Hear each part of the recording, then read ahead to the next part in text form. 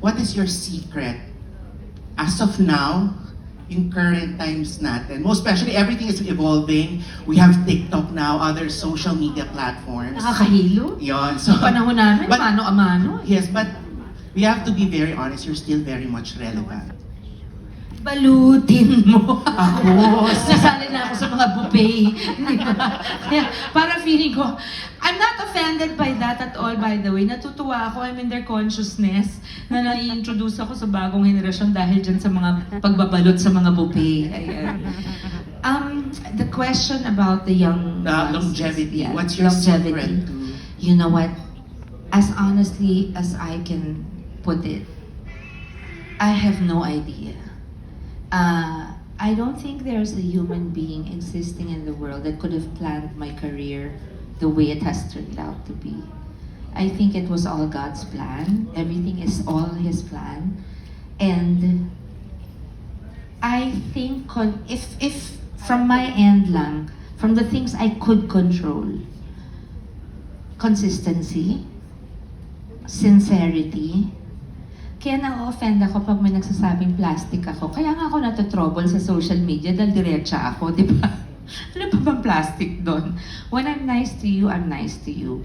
When there's something I don't like about you, I will not make you bastos because I wasn't raised that way. But you will feel there's a wall. I've always been consistent. I've always been sincere. I've always been honest. And nilalagay ko lang in the right place yung mga nagko-cross ng line sa social media. Like yung when I posted about Casey, merong, huwag na natin siya pasikatin. Basta merong ganyan na ang pangit ng mga, parang feeling mo, nakaka-offend. Kasi nasanay ako nung pinalaki ako na, di ba pag meron kang gustong makausap, face-to-face or sa telepono, di ba? Ngayon, they're anonymous. So you don't understand. So yun lang ang naging problema ko nung umpisa, mga 10 years ago. Nasanay na rin ako. So now it's very rare na pumatol ako. I just block, delete, because they'll always be there. I just always remember what I was told when I was young. You can't please everybody. It's just that now they can be anonymous and hurt you or hope to hurt you in a way. And I will not allow them to ruin my day. I don't lose sleep over them. I prefer to focus on the people that love me and give me encouraging messages, like my fans, some of whom are here. Gee, some of whom are here. And also, if you are committed to your work, you will respect your co-workers. When I say co-workers, it's not just your co-stars, it's not just your director, it's not just your producer. It's the staff and the crew that you work with. You treat everybody the same with respect. That's how I was raised. So, ano pa ba? It's commitment to your craft. I never think I know everything. I always am open to learning. I never stop learning. I never stop asking questions. And I listen to my director. And I welcome advice from co-actors, suggestions. I'm very open to that. Because tao lang ako and I want to keep learning. It's my default. Nasa default setting ko yung kailangan matuto ka lagi. Like I don't stop reading. I learn a lot on YouTube. It never ends for me. Kailangan hindi nakukurta yung utak ko. I don't like to die na, ay sayang sana natutunan ko yung, no.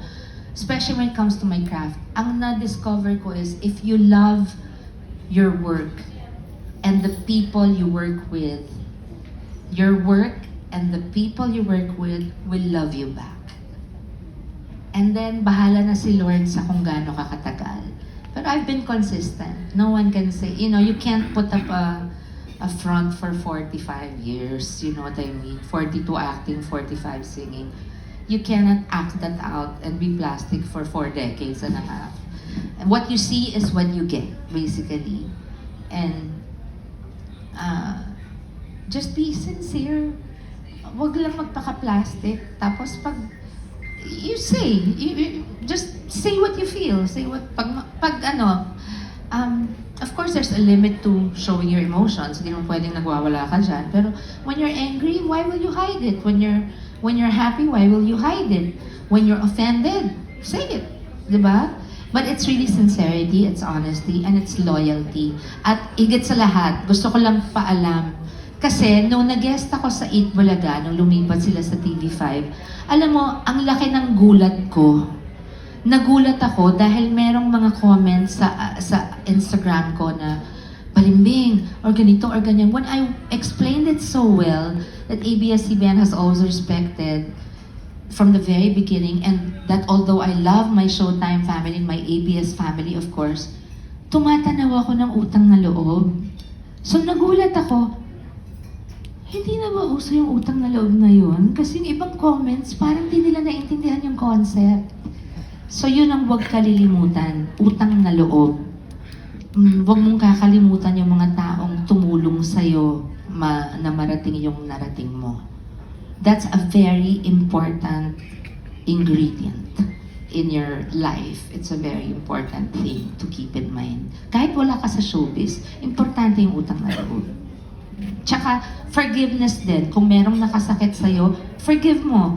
Kasi, pag forgive mo, magugulat ka, magkakaroon pa pala ng chance na, okay pala nitong taong to, hindi lang niya ako kilala noon. Parang hindi ko pinipersonal, yung gano'n.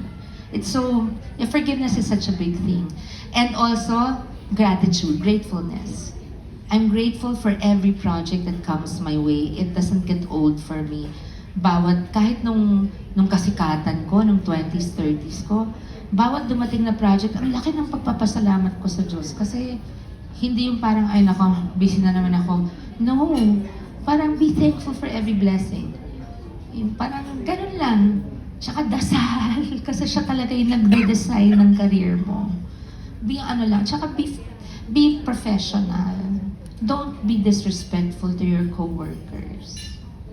And study your lines, know what to do when you get on the set. Yeah. Basics. Thank you, I love it. Yeah, thank you.